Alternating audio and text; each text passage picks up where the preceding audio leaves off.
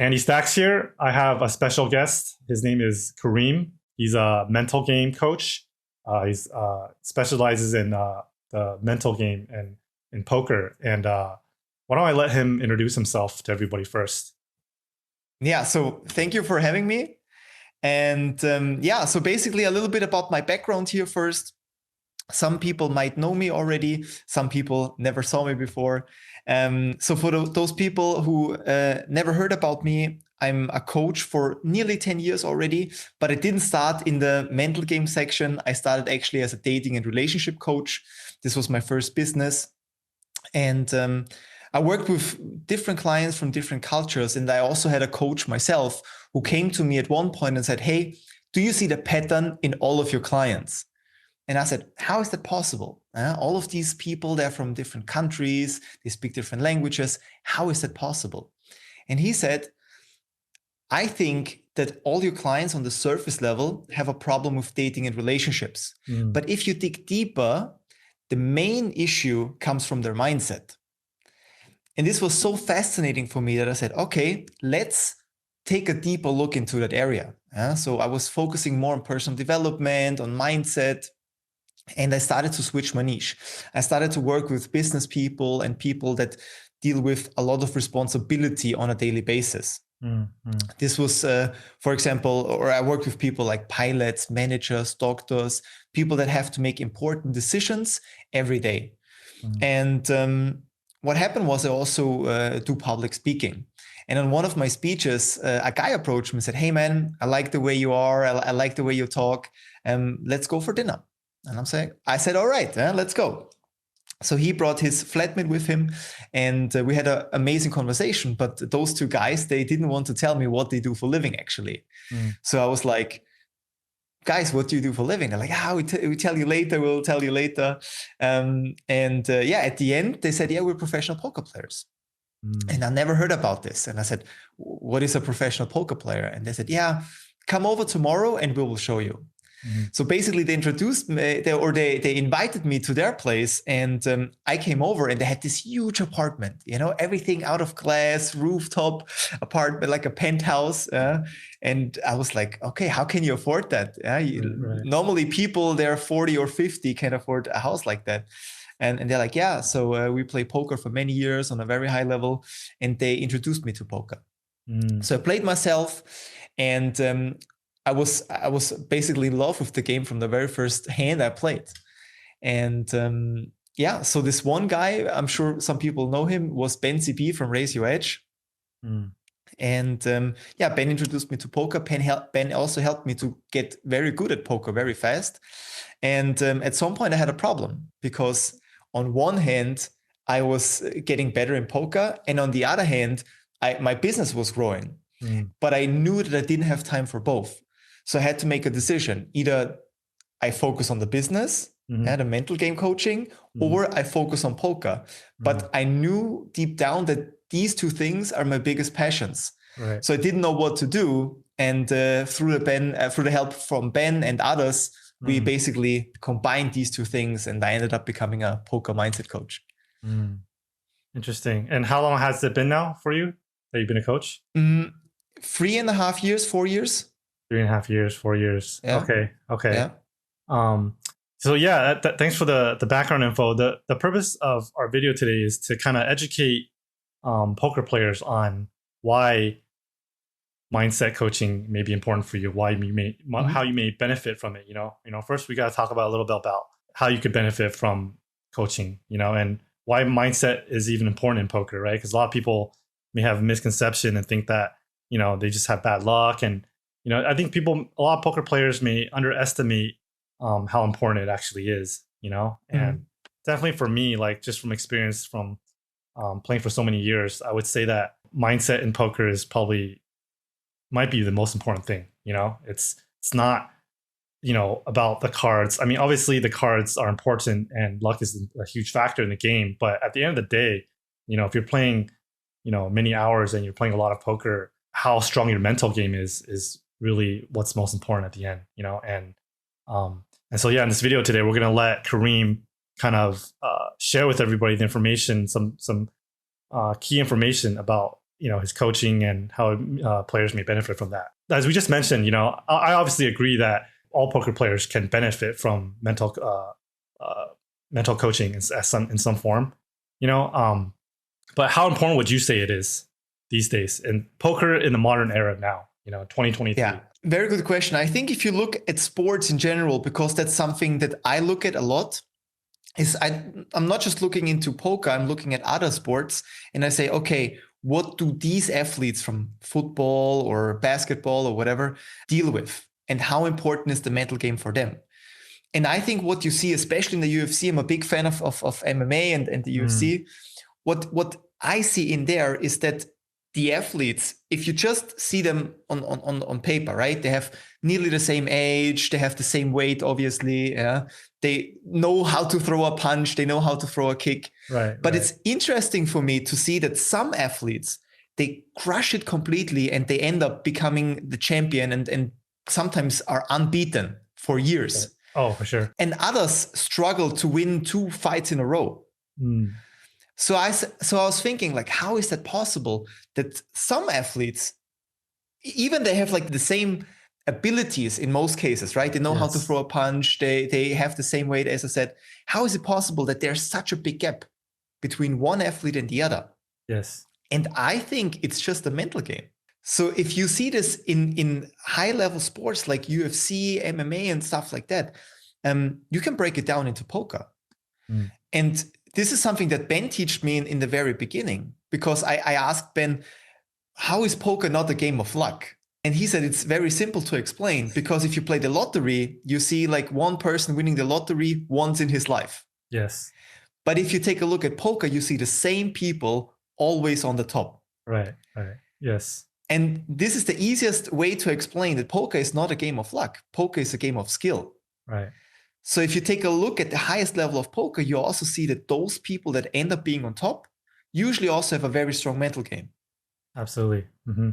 I think it's very apparent, like in like high roller tournaments, that circuit as well. Like in that circle, those players are all very equally matched in skill. Maybe some, have more technical ability, like slightly, right? But like you said, like when athletes are so close in skill, then what is paramount? What is the separation, right? That gives an athlete an edge over a slight edge over another. It's like you said, it's the mental game, right? It's how strong are they mentally?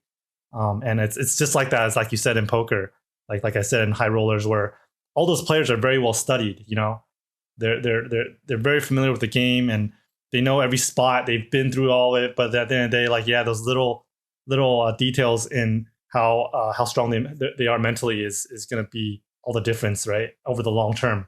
Yeah, like so what kind of players do you think would benefit the most from like a mental coach? Because a lot of people, when they think about having mental coaching, in poker, they think about when they go through a downswing, right? They think like, oh, like because players are at their worst in the downswing, right? Like everybody can play well when they're like winning, but when they think about like, oh, like maybe I should hire like a coach to like help me mentally, is that the only kind of players that would benefit? Like what other kind of players, that are maybe are not in a downswing, how could they benefit from it? So usually it's not just a downswing, it's either downswing or when they tilt a lot. Yeah, this is so the classic thing when people think they need a mental coach. But I honestly think that a mental coach is good for people that really want to become the best version of themselves in and outside of poker, or who really want to strive to become a high stakes crusher. Because I honestly think that at some point it would be really beneficial to have someone on your side who really finds the leaks with you, because a lot of times you're not even aware of it, and helps you to fight them or overcome them. And sometimes small changes can make a huge difference. And I'm sure you would agree from a technical standpoint as well. Sometimes if you make the same mistake technical wise and you make small changes, sometimes it's the bet size or a little bit more check raises or whatever, that can make a huge difference to your results and to your income.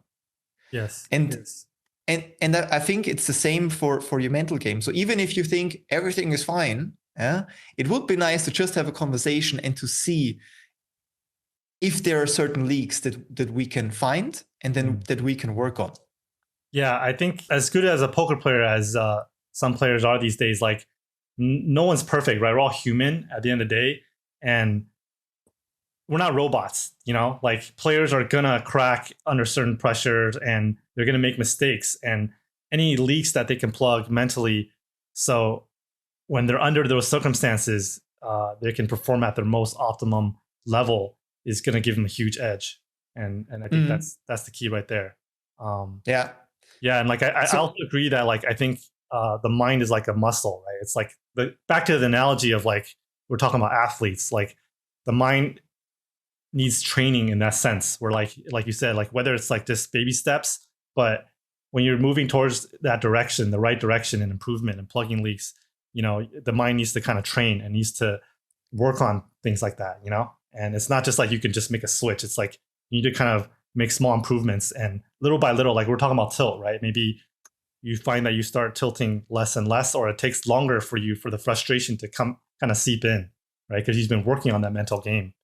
So yeah, what I want to add here as well is that it's not just about trying to fix something. Yeah, when people say like, "Oh, that is something I need to fix," but it's also about improving, or can be only about improving. Even if you say I'm not tilting or I'm not in a downswing, if you want to get better, having someone who can guide you along the way is always a good choice, I think. For sure. Okay, now let's talk about like what are some of the most major problems that you see some poker players have these days. We talked about tilt already. What are some other major ones that you think you'd be able to help poker players with? One of the I mean there are a few, but I tell you something I saw very recently a lot. So one of the major things that I see is that people a lot of times have a huge potential, but sometimes they stand in their own way. Could be in form of self-sabotage or just laziness or a lack of self-discipline.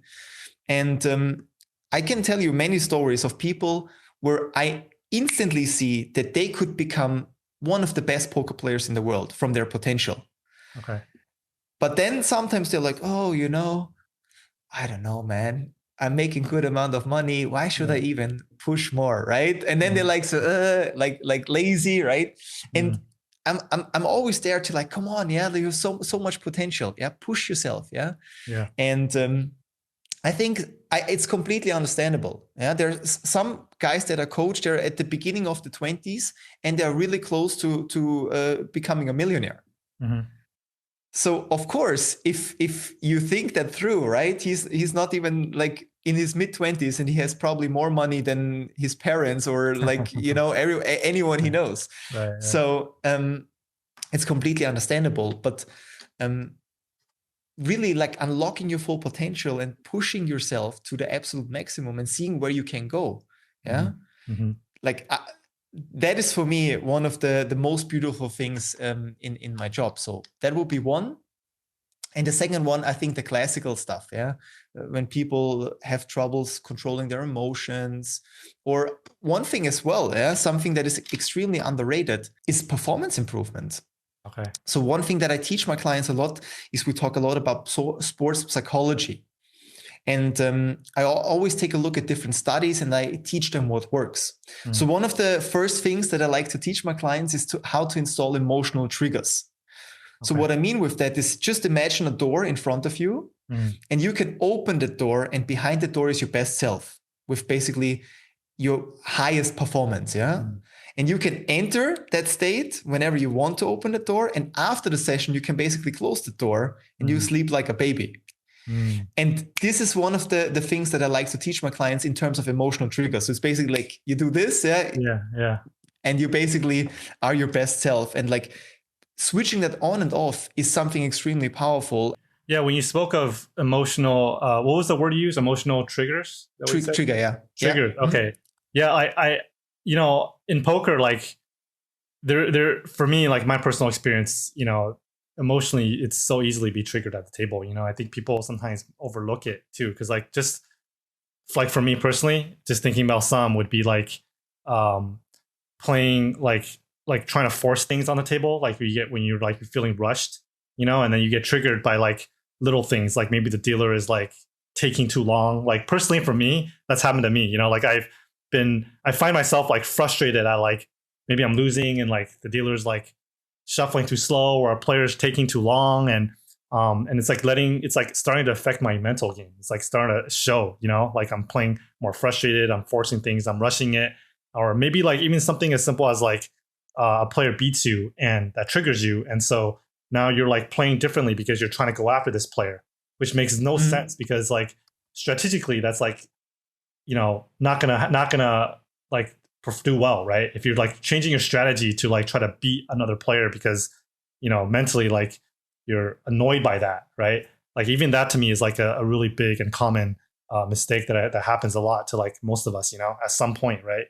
And then another one I think would be like just like overall distractions, you know, being distracted at the table. Everybody knows that live poker especially can be like really slow at times. And so, you know, just like how to improve like concentration, right? And how to improve your focus at the table. Is that also something that you can help players on? Of course, yeah. Focus is also something that I hear a lot. Like, how can I improve my focus? And yeah, as you said correctly, especially as an MTT player, just imagine how crucial that is.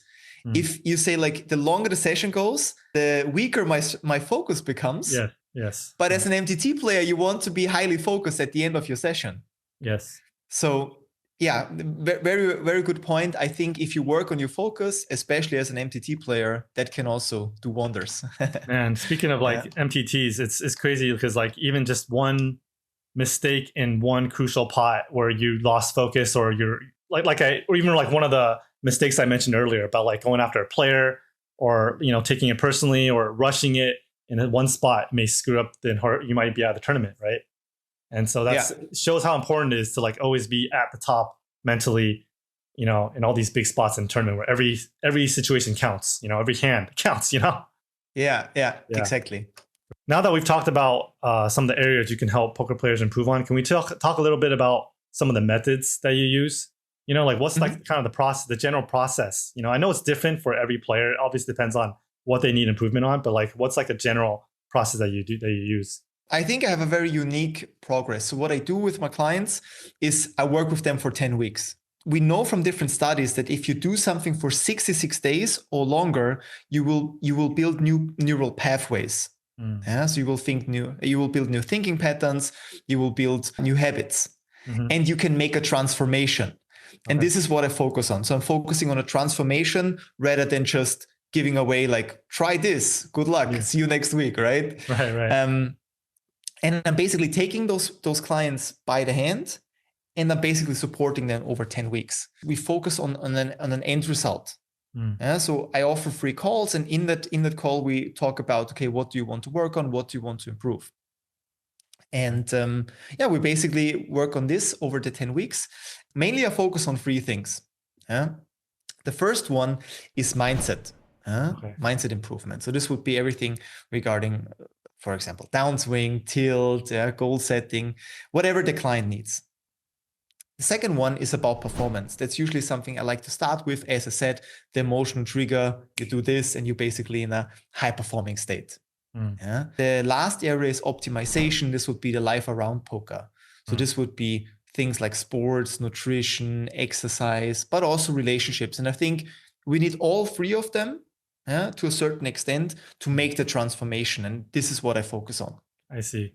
That's great that like you have a structured plan for the player, and you know, that way he or she will not feel like they need to figure out that on their own. You know, I think it's like intimidating for some players to like know they want to improve, but then they don't even know where to start. You know, because like I know at least for me, like, you know, I probably would have benefited in all the years that I played from some mindset coaching, even just like a life coach. You know, maybe if like they didn't even know poker, but just somebody to kind of like you said, like create a process, create a plan. You know, for me, all I did back then was just write everything down. Like I just wrote down all my thoughts after a session. I wrote down the hands. I wrote down what I was thinking.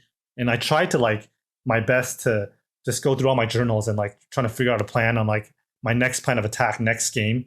And sometimes that wouldn't be the best way, you know, because like either I would forget or like, like I said, like you mentioned, it takes a while for your brain to kind of form habits, right? Good habits or bad habits. And sometimes it takes more than just that, I mean, I think it obviously helps to put your thoughts on paper and to put your goals and things like that. But I think having someone else like a coach that actually keeps you on track, right, of your progress is definitely going to be beneficial and maybe more efficient for a lot of people, a lot of players. And accountability is a huge thing. Yeah, accountability is a huge thing because like this is why I'm not such a big fan of like video courses or something. Okay. Because a lot of times you start to watch a video course, right?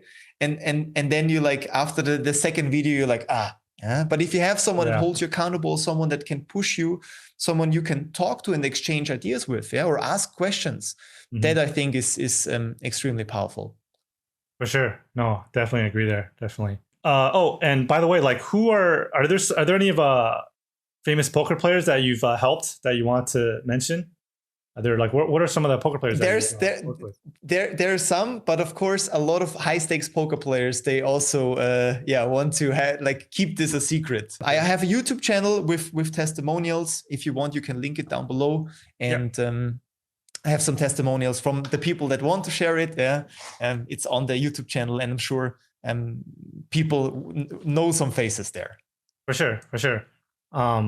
So you guys can check that out on his YouTube, and then we're also going to be featuring Karim's content at our website, stackspoker.co.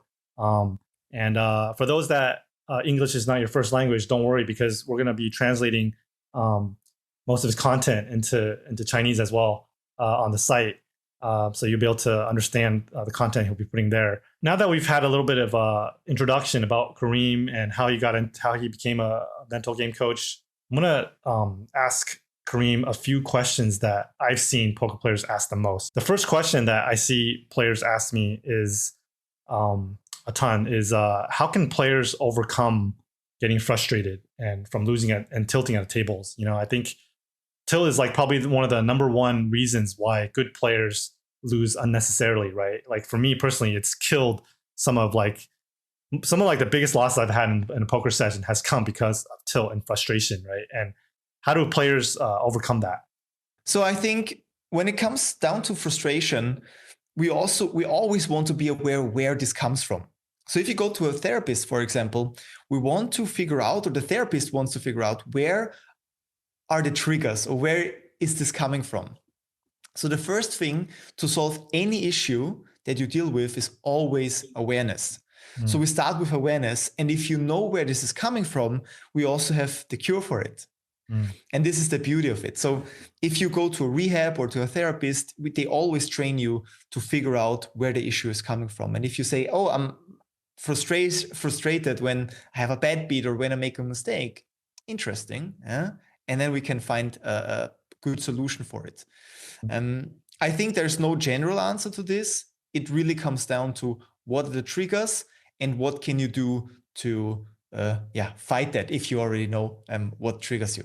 I have like kind of my own personal question regarding this topic. Like I know we talked about earlier about we talked about tilt already, and I think a lot of players are able to stay calm and it's like we mentioned, it's easier to stay calm in the beginning and maybe during the beginning of the session, but as time goes by, that gets harder and harder, right? It's more challenging to maintain that frame of mind throughout maybe an 8-hour session. Like do you have any advice for like players that to be able to maintain that kind of like positive mindset over maybe a longer period of time, or like maybe just like they're on a downswing and they've been losing maybe the past few sessions? Like how do you like preserve that and able to maintain that positivity? You mean within a long session? Yeah, right? Either within a long session or during a long stretch of time. Like let's say like the last 3 weeks, I've played like maybe 4 or 5 sessions and I've lost like every single one. Like I said, it's easy for players to be positive when they're winning, right? And they're on an upswing, or like maybe in the beginning of the session when they're fresh. But how do players maintain, not getting frustrated over like losing, when they've been just like losing? Yeah. So basically, I think what we need to understand, this can go very deep here. I try to keep it simple and easy. But what we want to understand is that you as a poker player, you're not just a poker player, you're more. Yeah. And this is a trap that a lot of people fall into, because they're like, poker is bad, and then they think my life is bad as well. Right. And of course, it can be frustrating if you're in a downswing or if you lose for 3 weeks in a row. But this is why you want to have balance in your life. There should be other things that give you some positivity and good emotions, like having a girlfriend or doing sports or stuff like that. And on top of that, we also want to focus on what we can control. Because a lot of times when there's a fear coming up or frustration coming up, a lot of times we focus on things we either cannot control, or we know deep down inside that the things we can control, we don't put enough effort in. If we are able to let go of the things we can control, like variance, for example, or bad beat, that gives us already a nice feeling. That's already like halfway of the solution, because we're like, okay, if someone basically hits his card on the river, nothing I can control. Yeah, maybe I can find the fall, maybe not. But I'm basically having a better feeling. And on top of that, if you say, okay, what can I control? I can maybe study more, put in more effort, be better prepared for my sessions, take more time for my decisions. These are things that I can control, and I want to focus on them and put more attention on them. I like that. I think that answers that question pretty well about how do players overcome getting frustrated, right? Is redirecting your focus on what you can control. So remove the frustration from the things you cannot control, like you said, the bad runouts or things like that. For the second question, I get asked often is like, how do players improve their concentration on the table? Like, it's kind of leading from the first question we asked, but it's like a spin-off, like not just like concentration, but like, how do they build mental endurance and not get bored or distracted when they're playing, right? Because obviously, some sessions are very long and people get burnt out, they get distracted, they're on their phones. Like, information is so important in poker, right? Like, whether we talk about like MTTs or like in cash games, like every detail that you might miss might cost you a big pot later, right? And so how do players prevent that and stay mentally sharp at the tables? The classic solution for this, or one part of the solution, is meditation. I think if you really want to make it to a high level of poker, meditation can help you with concentration, but also with so many other things. So that is definitely one thing that I highly recommend everyone. Okay. And then one tool that we know from sports psychology is that we want to do the opposite that we see in our sport. So in easy words, if you sit a lot in poker, what you do, obviously, you want to spend your breaks actively. So if you have a 5-minute break, you want to stand, you want to stretch, you want to, keep your body active. So that way, it's first of all resetting your emotions. So you probably tilt less. And second of all, you get the blood pumping, and you basically refresh your mind. And you said one thing I liked a lot, which is also avoiding your phone.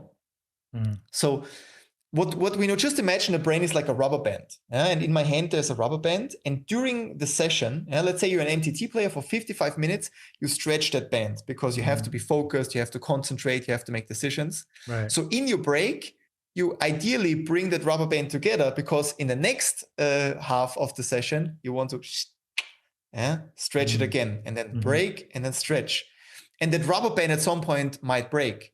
So we either improve the rubber band so we can stretch it more, right? Or option number 2, we improve the breaks so the rubber band gets basically together faster in the break.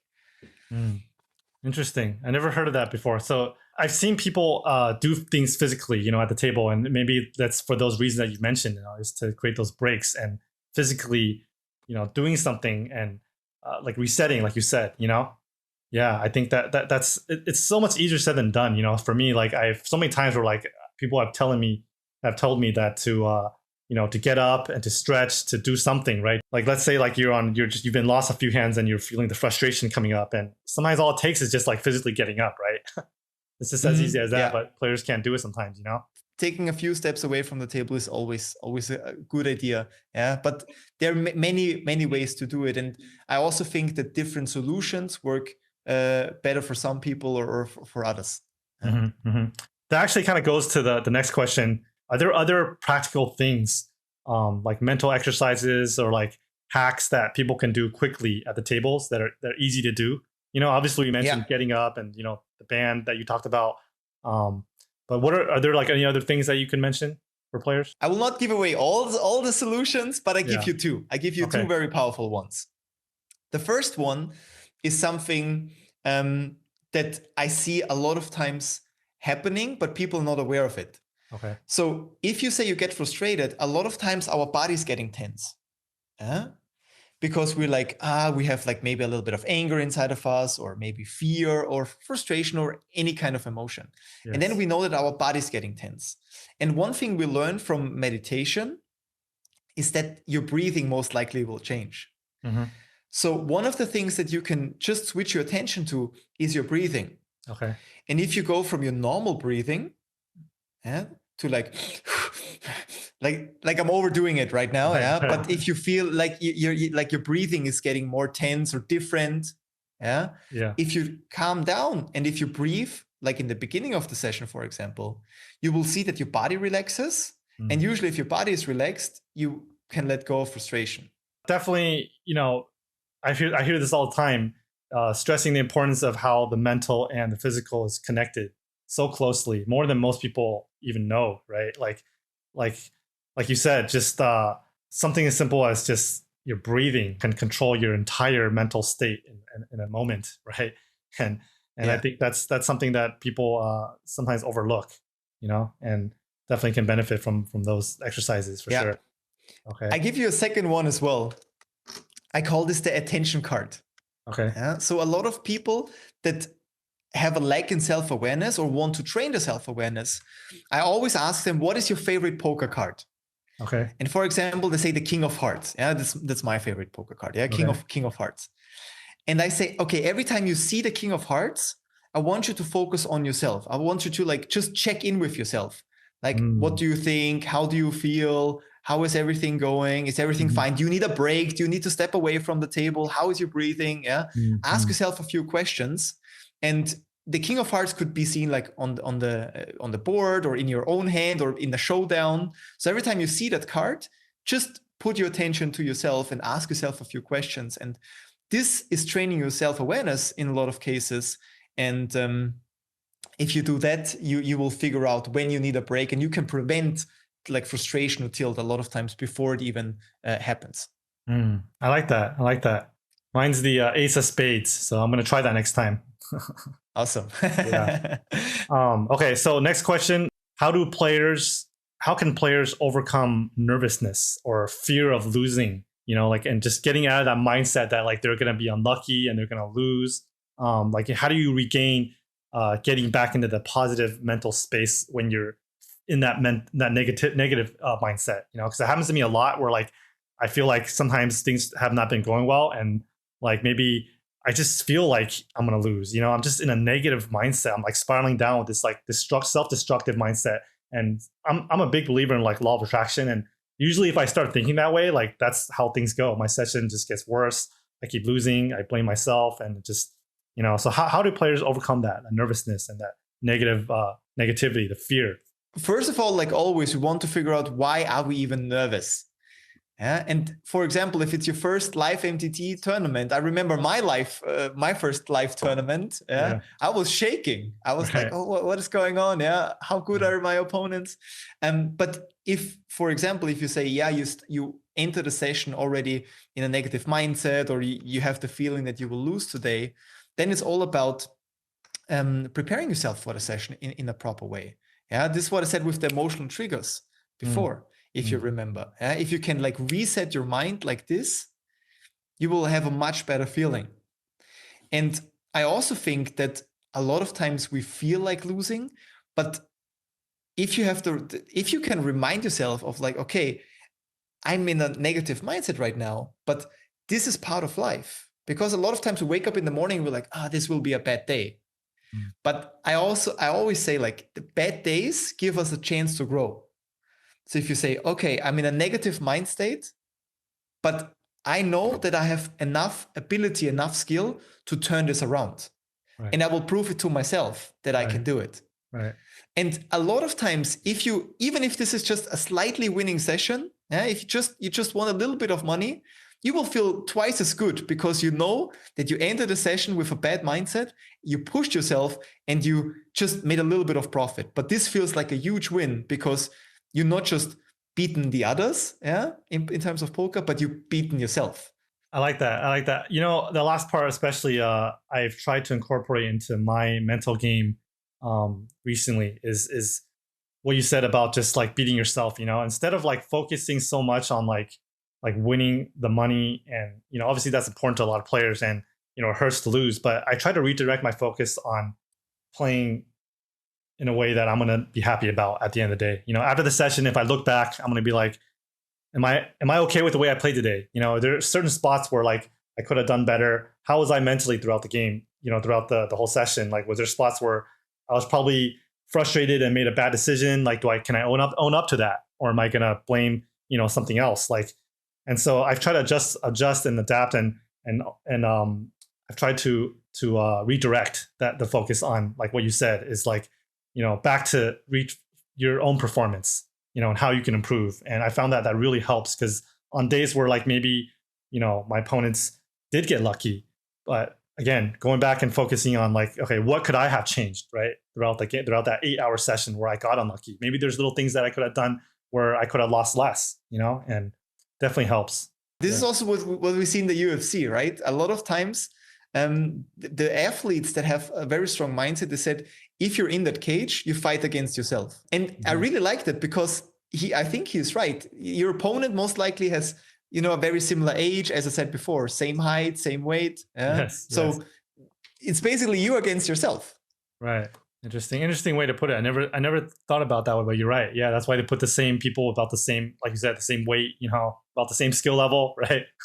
Okay, so next question, a little bit related, similar. How do players overcome like feeling depressed and sadness from taking some big losses in poker? You know, I think it's inevitable. You know, I did a video about just downswings and how that's inevitable, and losing, right? All poker players lose, right? But it's normal. But like, how do players mentally kind of like grow from that and not get stuck in that mindset, you know, and find the motivation to keep playing? I know a lot of times poker players, when they're going through a downswing, they start feeling hopeless and they feel like they can't win anymore, you know. So how do players overcome that? The first question is, what is it about the downswing or the losing streak that really bothers you? Is it the money, or is it losing itself? Because the solution is different for each point. If it's about like losing, that could be a whole nother topic, because we will need to figure out, okay, why is losing bother you? Maybe they have enough money on the side, but it's just like, I hate the feeling of losing and I don't like to get beaten up all the time. So we want to dig deeper on that and figure out, okay, where is this coming from? This could go all the way. I had one client who struggled with that, and we figured out that this is coming from his childhood. Because when he was like very young, he was playing against some friends or his parents, and they never let him win. And he felt like he needs to like step up, or, you know, like do something to win. And very interesting. So this can go extremely deep here. If it's about the money, then we need to talk about bankroll management maybe, or we have to talk about the financial situation. And then maybe it's a good idea to move down in stakes. And some people, they don't like to move in stakes because like, oh, I think I'm better than the stakes that I need to move down to. But then the question is that your ego speaking, or like, what is it, right? So you see, it could, a lot of times, there's so many things that are connected here, or that play a role. So just giving a general idea or a general solution is probably a little bit difficult, because, as I said, there's so many factors coming into play. The last question is, what is the single most important mindset concept? You know, after all this, we talked about all the common questions. What's the single most important concept, you know, that you would give poker players? I think if you look at my story a little bit, and if you guys are interested, there are certain videos on my YouTube channel where I talk about my background, my story in complete detail. But when I was young, I can tell you, I was super shy. I had absolutely no money, yeah, and I had no direction. I was basically lost. I didn't know what to do. I didn't know where to go, and I was just like, yeah, life is happening to me. Yeah? No, so I have no power to decide where my life is going. Mhm. And when I first figured out or found personal development or mindset work, I realized that if you put in the effort, you will get usually rewarded. So the more you put in, the more you will get out in most cases. Right. So this is something we call growth mindset. So if you have that growth mindset and you know that you can change, you know that you can improve. And if you also know that everything is possible in life. Mm-hmm. I remember, like, as I said before, like when I was younger, I had like no clue like where my life is going. And I thought I'm basically like, will end up not being happy and have like a average life where I, just regret certain things, most likely. And this is what I was like imagining my future.